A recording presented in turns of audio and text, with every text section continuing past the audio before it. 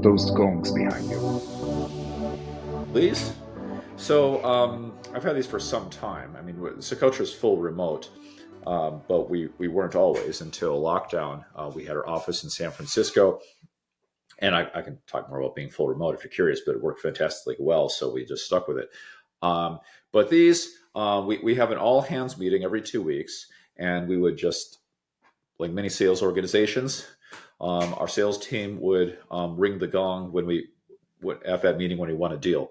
A fun tradition that we had actually is we would always have the gong rung by the newest employee present. The reason is, traditionally, what I've seen is, whoever the sales rep was rang the gong, but I never really liked that because there's so many people involved in closing a sale and Mm-hmm. making a customer happy and helping a customer understand the value of what we're creating and all these sorts of things. It seemed arbitrary to assign to one person to ring the gong and not appreciative of the others. So I decided that the person to ring the gong would be the newest employee present, um, because that's the person most likely to have had absolutely nothing to do with the sale. So it seemed like it seemed to work. And No, then it's it a became great motivation. It's a thank you. great motivation to get them into to be part of the team. Yeah. Well, also at the same meeting, we would introduce new employees. So, introduce yourself and so forth and ask a few little, icebreaker questions. And then someone's a new employee getting introduced to the company. And then 10 minutes later, it's like, oh, by the way, here's a mallet. Ring this gong. I'm like, wait, I'm the new person. What am I doing? And then I'd explain the tradition. And it signifies what a team effort it is in everything that we do at Socotra. The two gongs it's just a matter of deal size. The smaller one is for deals under $1 million, Hmm. so 6-figure deals. This one's for 7-figure deals, and then we have had one 8-figure deal, and that was this guy right here. Actually hung it like this that day. Well, the employees didn't know yet that I bought it. We were celebrating this this customer. Uh, This is probably, I don't know, a year and a half ago, and it was tied to that shelf but up above. So I pretended I was going to go get to this big gong as they were expecting, and then pulled it down, and it was there, and it has a much oh, more subtle malice. That's that's awesome. When was the last time that you rang one of those gongs? Tuesday actually. As a Tuesday. record, Congratulations. it's a Friday. Here's a recording. Yeah, there's a sale we closed last week. It was the big gong, so that means it was over 1 million. It was significantly more than 1 million. I think it started with a 3, but I don't recall for sure.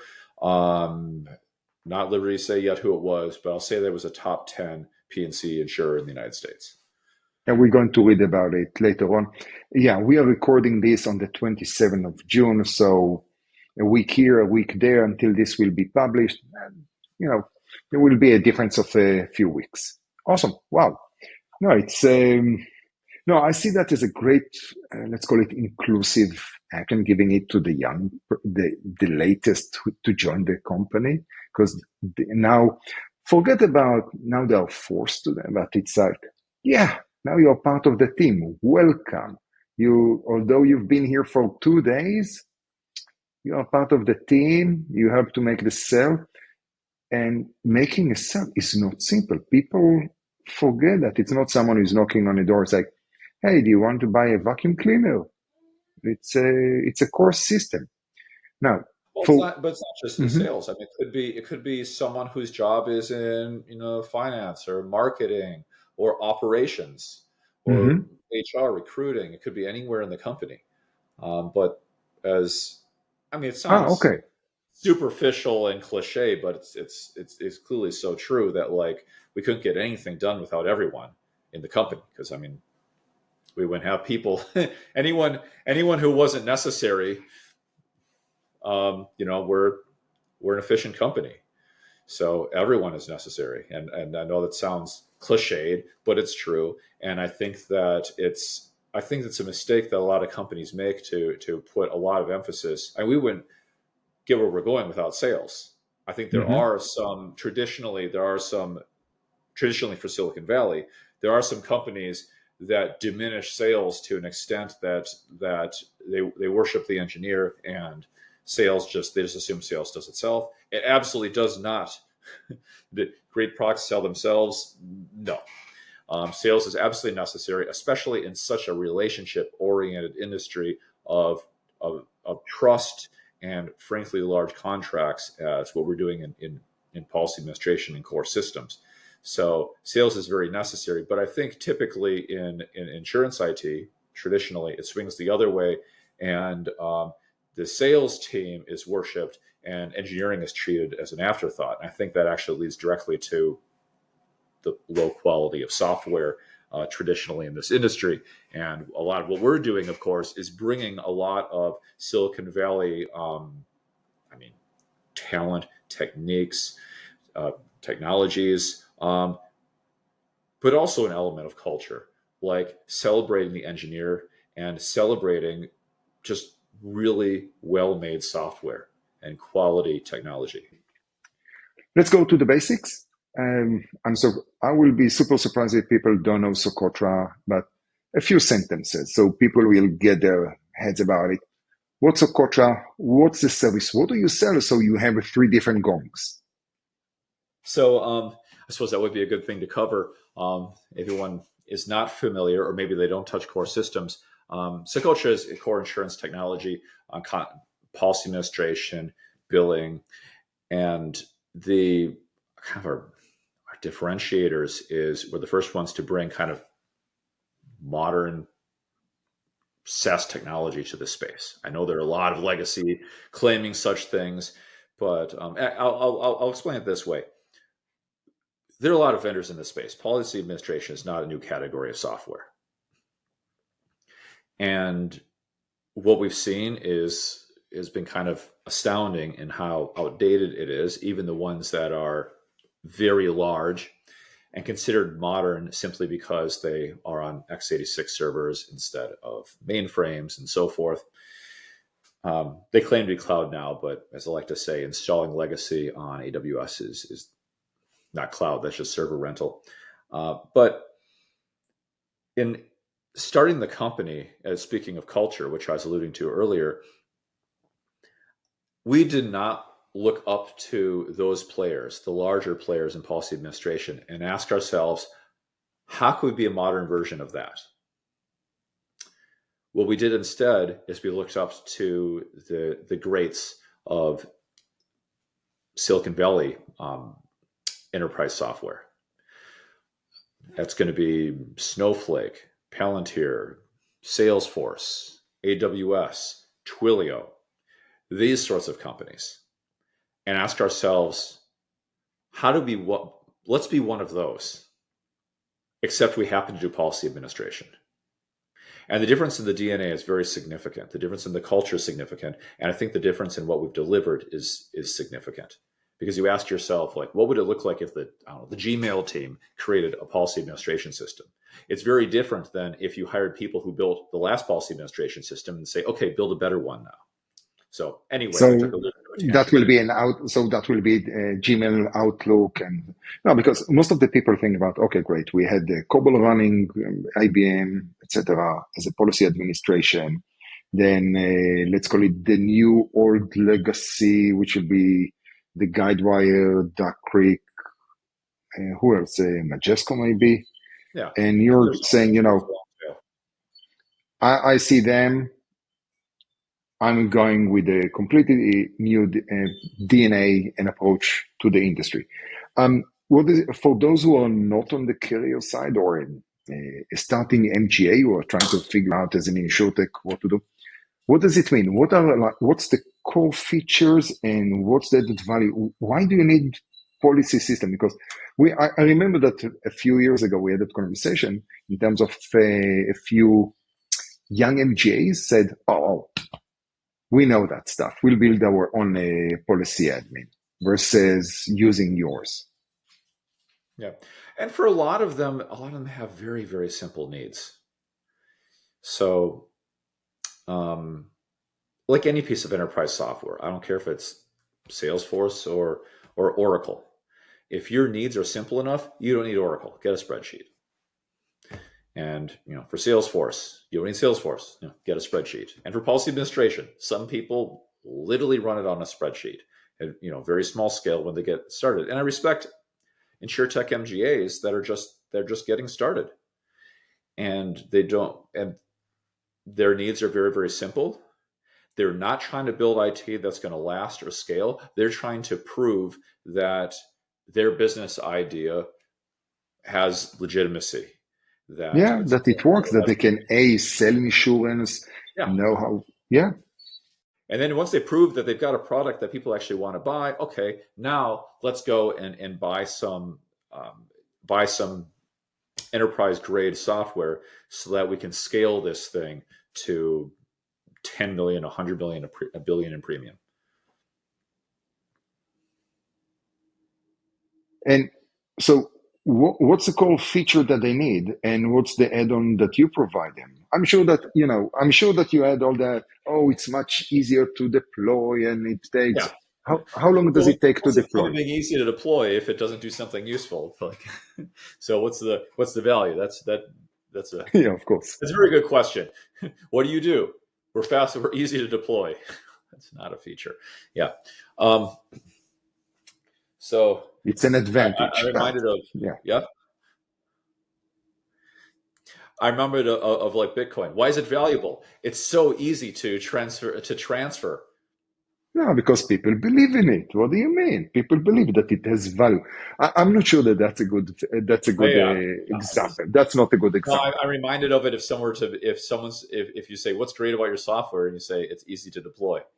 Okay, great. But what does it actually do once it's deployed? It's kind of important. Okay, so policy administration it's the data model on the policy. And I think if I were to draw an analog to Salesforce, what is CRM? Salesforce is not workflow software. In fact, I think these days it's pretty universally understood that their interfaces aren't very good. They have not kept up with the times. Um, the primary value of Salesforce is they've created the industry's certainly most widely used, best, maybe something else has come out that's better, but most revolutionary, certainly for its time, circa 20 years ago, data model representation of the customer. So I've got a representation of my customer, and that representation, I can access it through a UI. I can access it through integrations, extensions, wherever else I might need. But this is the representation of my customer within the broader IT stack. Policy administration is the representation of the policy. And I'll note that what I'm describing right now is not conventional thinking. Conventional thinking of policy administration, which I think is part of why it hasn't been done well, is it's been treated as a workflow problem. And people look like at the individual workflows of underwriting, renewals, cancellations, policy changes, reporting, and so forth, and try to work backwards from how do I support all these workflows instead of how do we create a fantastic data model around the policy, and then we can attach the workflows to it to do all of these things, because there needs to be some kind of a hub. It's just some kind of representation of the policy. So if I want to put a claim on it and connect it to a claim system and rate it during underwriting or rating for a policy change or a renewal. But then there's much more nuanced workflows. Like, for example, a policy goes into lapse if there's non-payment. You have billing workflows of over and underpayment, and you have workflows that can combine one invoice across charges from multiple policies. You also have to deal with rate changes, and you have to deal with not just changing the rate, like just changing a number in a formula somewhere so that now the new rate comes out. You have to version these things, because perhaps I sell you a policy now in June, and then in September you make a change to that policy, but your contract signed in June probably says that you're going to use the June pricing, not the September pricing. So now your policy has to have old pricing attached to it, so that for the policy change it uses old pricing. I mean, these are just examples. I realize it's a little No, long-winded. When you stack these no, things up, these are yeah, great examples, because a and lot of also the people think audit it's like, too. Yeah, no, these are great examples. Most of them sounds like if this then that, but at the same time, the complication comes when you need to integrate with the billing and understand what's going there. You have riders, you're going to override other things. If you have dynamic pricing and then have version 5 that recently created, and don't forget the 50 states. That's a huge problem. The we call internally we call it the 50 state problem, which I realize is a little US centric. We're actually very global. We've got customers in more than 10 countries. I can't remember the exact number. We just got our first South American customer just a few months ago that's operating in Argentina and Chile. So excited about that. Congratulations. Now touched every continent except for Antarctica. So that one might be my Yeah, ways it's to two that one. penguins and a polar bear. It's fine. Penguin insurance. But Life that's a insurance. big problem we see is in the United States. For anyone internationally watching here, in the United States, insurance is regulated at the state level, and there are 50 states. So if you want to sell a particular product, often you have to, and you want to sell it across the whole country, you have to have 50 slightly different versions that meet the regulatory requirements in each of those states. And there's analogs in other countries where you need to have separate versions. Certainly in the EU, different versions between countries. You may have different currencies even because you have the pound and the Well, Swiss the franc. UK is no longer in the Uh, EU, but yeah, but the EU itself has so Swiss many franc. different structures. You have the Schengen, then you have the Yeah, exactly. common free economy, and then you have another thing, and not everyone there. You have the Eurobloc, then you have almost Eurobloc, and then you have It's not just Switzerland that is like, we use. yeah. It's not just it's not just geography either, because often you'll have a slightly different variant of a product for different distribution channels. You may work with two, I don't know, agencies, and you have a slightly different version for those, and asking slightly different questions and things like that. And this is a problem that has just wreaked havoc with traditional policy administration because it forces one of three approaches. Either if you're going to have 100 variants of a product, either you have to create 100 separate products and then you have to maintain 100 separate products. If you want to make a change across all of them, you have to make the change 100 times. The other approach is you can create one product and then just have a bunch of rules. If product is being sold through this agency, add this question. If product is being sold in the state of Missouri or being sold in Belgium, add this question, so forth. But then the problem you have is this thing is really unruly difficult to maintain. And you run the risk that I make a change I'm just trying to make a change just for one distribution channel in Belgium. And suddenly I introduce a bug that, breaks every product across Europe. Um, the third That's approach insane. yeah, well, but this is it's insane how bad the software is. That's why Socotra exists. Because my background is not insurance. My background is enterprise software generally, and I looked at the state of the art in insurance, and I thought this is ridiculous. You've got to be kidding me. I come from a world of Salesforce, Snowflake, Palantir, AWS, Twilio, and I this industry badly needed some of those things to be brought in. The third thing that we see with managing a lot of different products is they just do a lot of hard coding and they basically use Java inheritance, but then you are literally you are making use of product inheritance, so I can make one product and have another product borrow from it and change only the things I need to change. But you're doing it by defining your insurance product in Java code or similar language, and that creates all sorts of problems. That, if you like doing upgrades, you're doing a level of customization there means that your thing is immediately legacy. It is very hard to maintain because there's no separation between product configuration and your code. And Socotra uniquely has product inheritance done 100% configuration so that you can create these inheritance trees as deep as you want. So, for example, in the United States, you could create one product for your property insurance product and then have 50 versions for 50 states.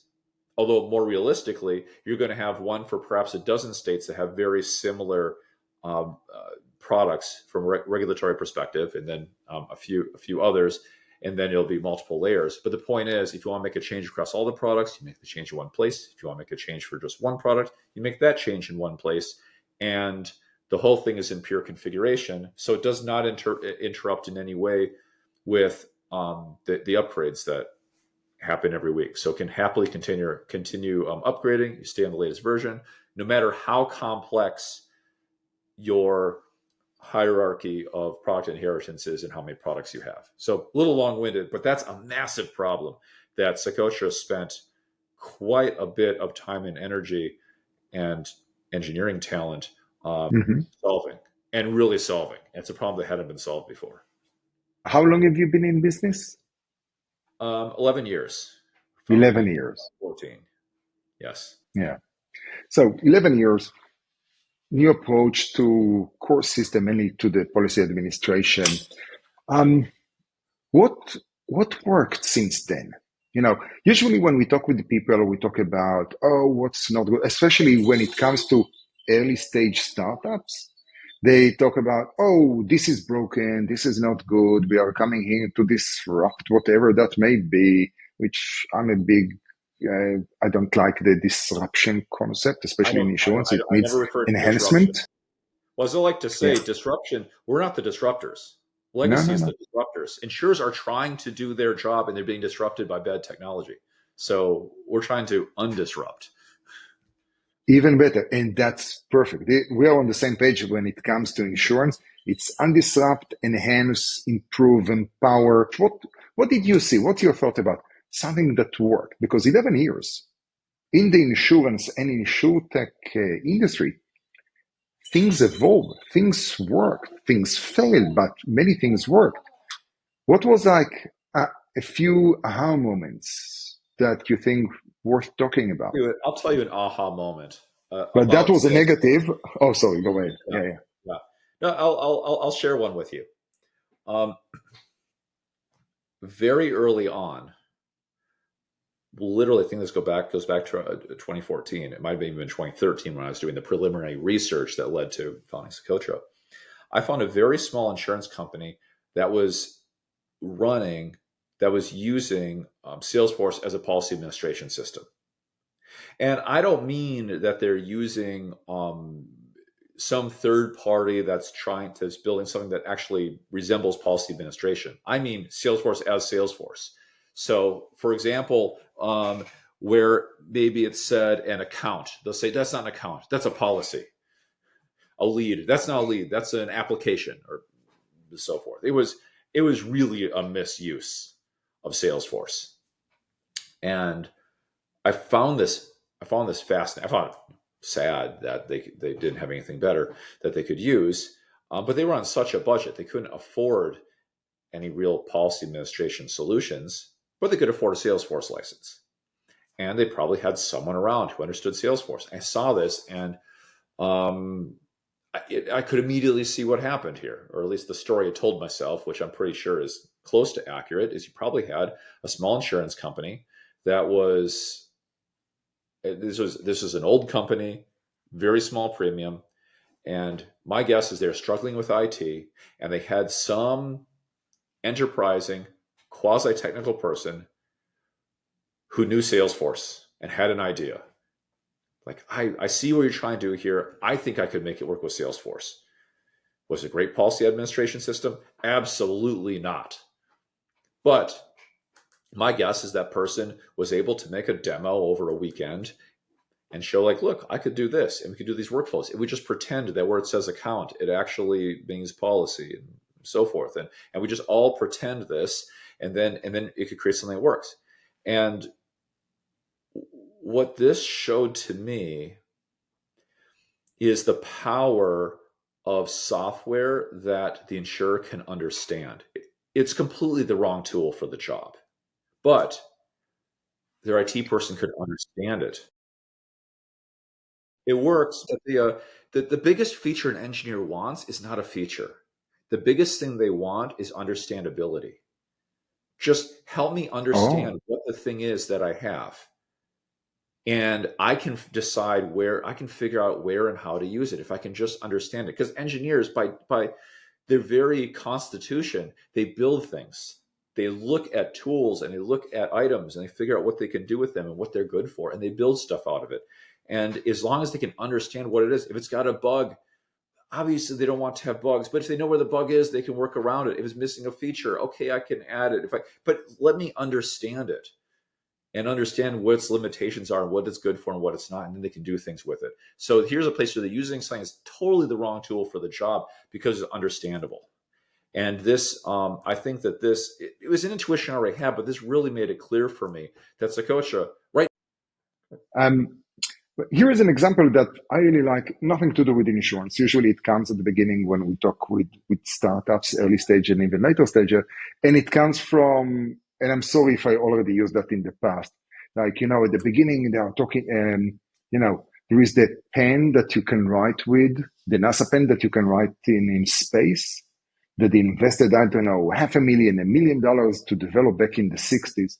And then they asked the Soviets and they're like, here is a pencil. The Right, story was an that urban myth, cost by the way, but it's a great story with a very, It's with a a great great story to tell. It's like, oh, yeah. just make it simple, short, and that's a great example here. But people forget the second part of that story, that how much research went into that $1 million of a pen and the new machineries and understanding and researching vacuums and creating the ball that it will be perfect and the pressure that will be when you create the ink and all that stuff. That R&D and building it provided so much value later on for the for everything, for the industry, etc. So just reusing an old technology is great to solve a problem, but it doesn't scale. And when you're missing the R&D that can actually see it as, well, seed investment, it will not provide the fruits. And I think this is great when you look at Socotra. It's like, yeah, you can use an Excel, but when you're scaling up, you need something a little bit with better thoughts and understanding, because that will be fruitful later on. Yeah. And But and you my also have original, to have the fortitude. sorry, yeah, It's a yin and yang of, you need to understand that Excel is a great place to start, but you also have to understand when is it time when that's not going to work for you. You need to start thinking about the mm-hmm. future. You need to think about something that is going to work for you 3 years from now. And I see And insurers making going back to directions. yeah, and going back to my original question, there was, and one of the things that I've seen kind of a learning curve from insurance companies is adopting new technologies, testing them, seeing is it a good fit or not a good fit, and then shutting them down if needed, or adopting them and working with them as they continue. And now in the past few conferences, my focus is on M&A and fundraising and stuff like that.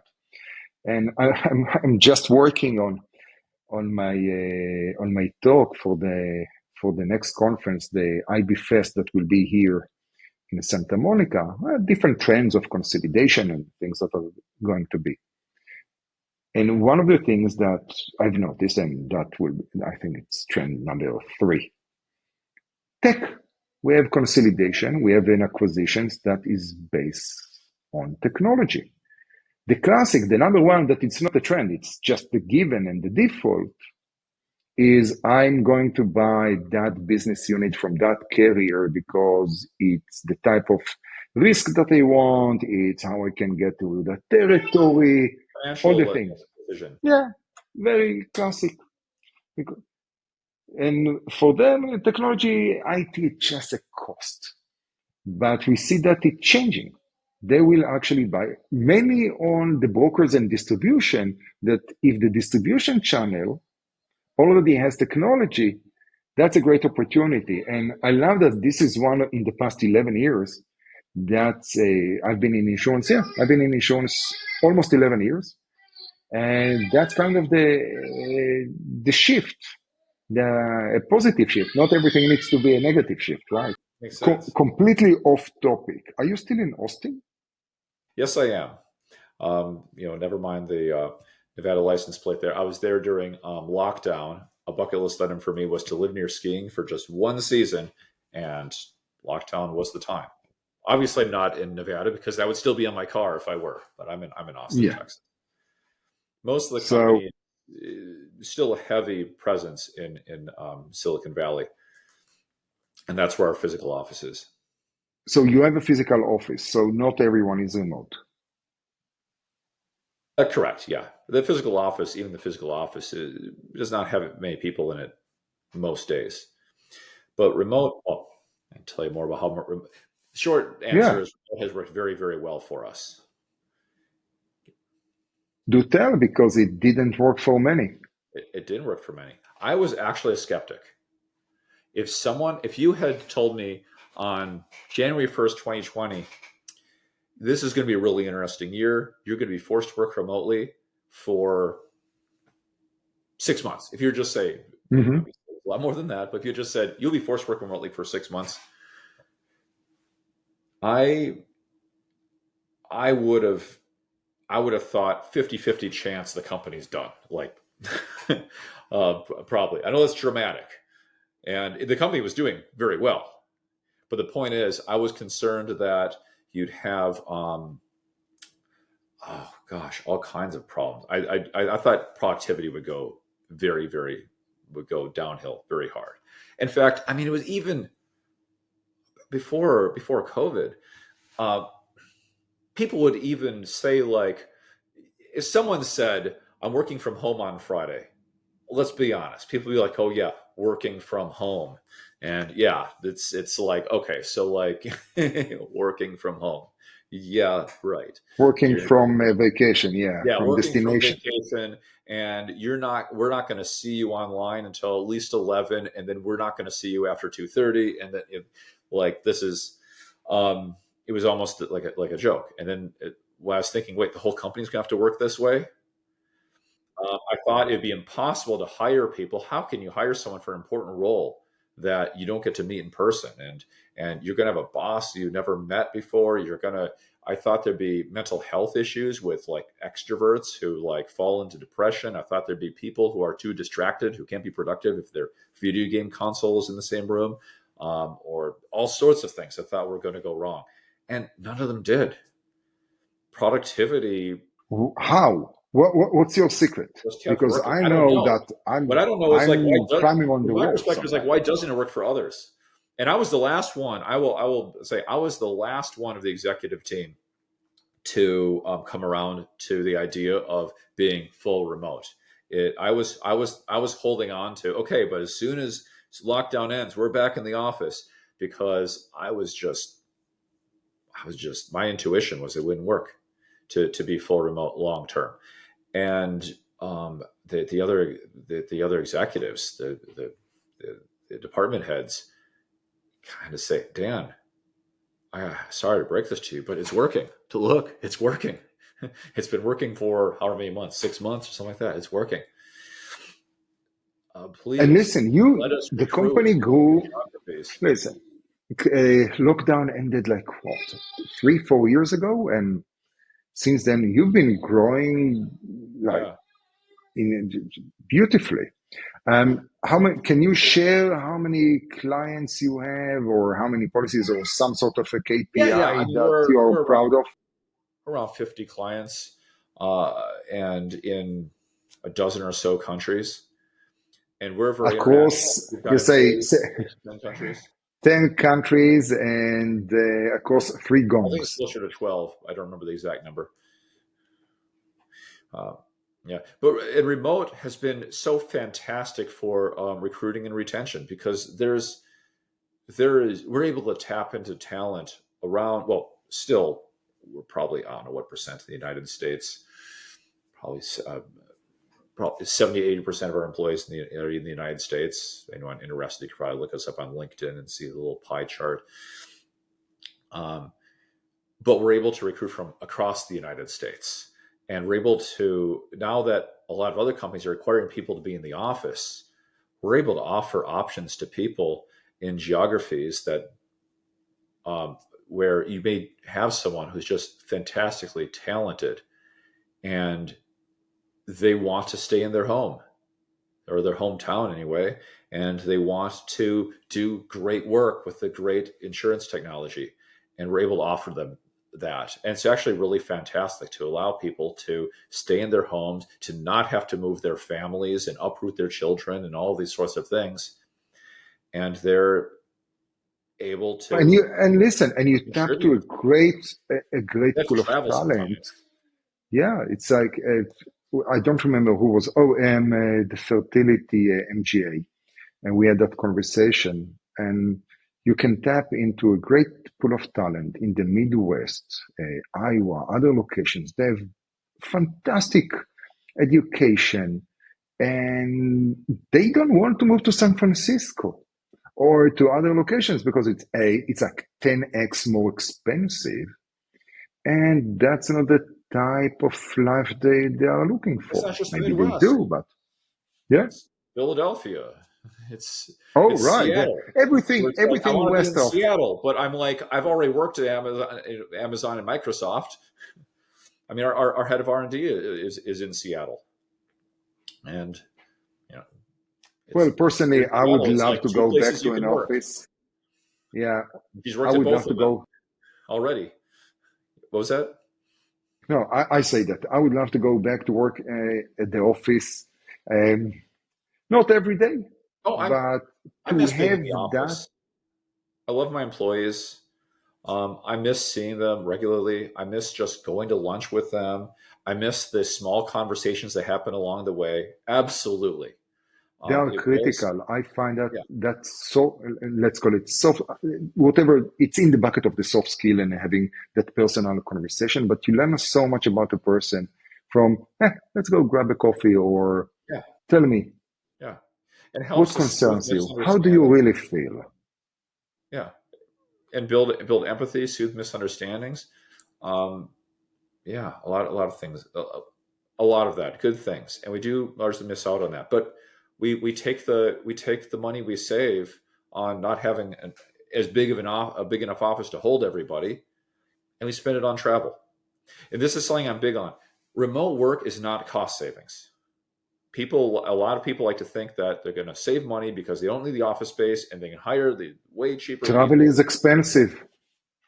Travel is very expensive. Travel's expensive, yeah, and it turns out these days hiring someone in the middle in the middle of the United States, they're you're still competing for those people against remote companies. And it used to be the difference in compensation used to be enormous, and it would be this like fantastic arbitrage. It just isn't as true anymore. Okay, So people let's do people in this. the Midwest still expect to be well compensated, and they are. Let's do that because we've been chatting for a very long time, and I'm sure that I'm afraid you I have do need to other wrap things it to up. attend. So, last question, with all the AI and the future, it's really AI. It's not really AI. Let's put that aside. Let's just call it as AI. What does it mean for the insurance industry from a policy standpoint? And how is that going to affect Socotra? I'm glad you finished with an easy question. Um, Of course, always. anything but. There are many categories of areas where AI is going to change everything. I mean, I think anyone understands AI is going to it's going to change everything, and even within the realm of policy administration, it's going to change so many things within policy administration. It's going to change workflows for the insurer so that they can certainly for underwriting, and especially on like commercial and really complex policies, because it could make an initial summary, it could make an initial guess of of how policy should be underwritten. It could, even if you don't want to make a guess, it could tell you which things should I. It could help prioritize so that if I'm an agent or broker or any underwriter, and I've got a list of um, things I could be working on. Here's all the submissions. It could suggest which one should I be working on right now that should have the fastest turnaround. Like just that's value right there. It's for telling me where I should pointing places where I should research more, or perhaps just suggesting to me here are 5 policies you've underwritten the last year that are most similar, that have the most precedent to the one that you're underwriting now. Just things like that. And I think that I'm reminded of, I'm going way back, pre-popular use of the internet, where it was a big deal for a user interface to be graphical. People don't talk about GUI interfaces anymore because it's just an interface. No one's thinking like command line unless you're an engineer. It's just interfaces. But it used to be the default was typing. And then we had so much BBC has like made things graphical user interface, and it's GUI, and GUI was just this little add-on just for like a few use cases, and then it became prevalent. And people don't talk about GUI interfaces anymore. They just talk about interfaces. And I think similarly, right now, people are thinking about AI as I'm going to use AI here, and I'm going to use it here, and it's a real kind of point solution for AI. I think where we're going to head is AI is just going to be the way the interface is done is going to incorporate AI in a bunch of ways, a bunch of little ways. And I think that the move from where we are today to, I'll call it AI infused, not just AI added. And I think that that's kind of where we're headed.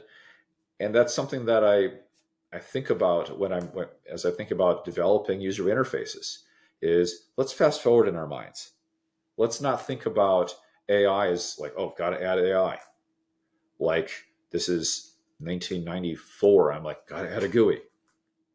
Yeah, no, that's a great example. You move from the storefront to everyone needs to have a website to we need to think mobile first. Do we really need mobile first? Well, then we need also mobile adjacent, and you take that to AI and how it's going to change the way that we process. I'm afraid to think about how it's going to impact. I already know how it's impacting my work. There are things that are way more efficient, faster, better, but at the same time, I was like, I'll let ChatGPT run it first, and then I will go over it and just do editing versus let me be creative and keep that muscle going. Yeah. Absolutely. No, completely get it. And it's going to impact, of course, companies or those and the way that process it. That's the impact directly for the insurer, but the other impact is for what we do. We're using AI to help for the customer's deployments with migrations, with defining products. And like we did a hackathon recently internally where we had 7 teams of 2, and each one had a deployment strategist and a solutions engineer and a Socotra tenant.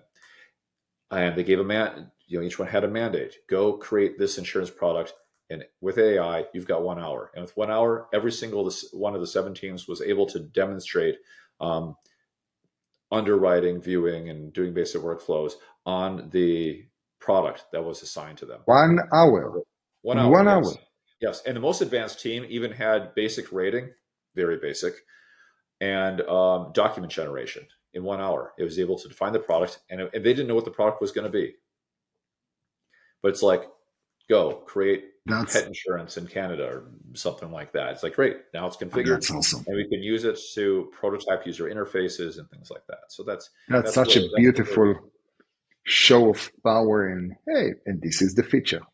Awesome. Oh, the advantage of the concept. Awesome. Dan, I know that you are very short on time. Thank you very, very, very much joining me on this beautiful Friday. A real hard question could have been, what's the best barbecue in Austin next to the lake?